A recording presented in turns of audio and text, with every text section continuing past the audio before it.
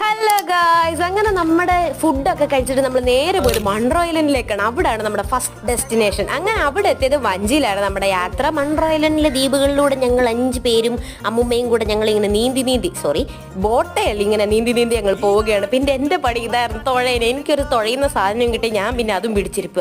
What a beautiful landscape. ആ view ഒക്കെ നിങ്ങൾ കണ്ടോ? പിന്നെ ഞാൻ ഈ ആർത്തുല്ലസിച്ച് നീന്തുവാണ്.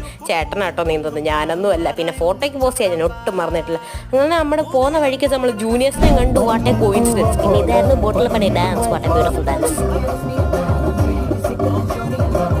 അത് കഴിഞ്ഞ് മരം കയറ്റമായിരുന്നു പണി. ഞാൻ ആദ്യമായിട്ടോട്ടോ ഇങ്ങനെ കയറുന്നത്. പിന്നെ എന്തൊക്കെയോ ദൈവമേ കാത്തോടേന്നും പറഞ്ഞ് കയറി. ഞാൻ ആ മരത്തെ അള്ളി പിടിച്ചിരുന്നു, കാരണം താഴെ വീഴരുതല്ലോ, നേരെ വെള്ളത്തിലേക്കാണ് പോകുന്നത്.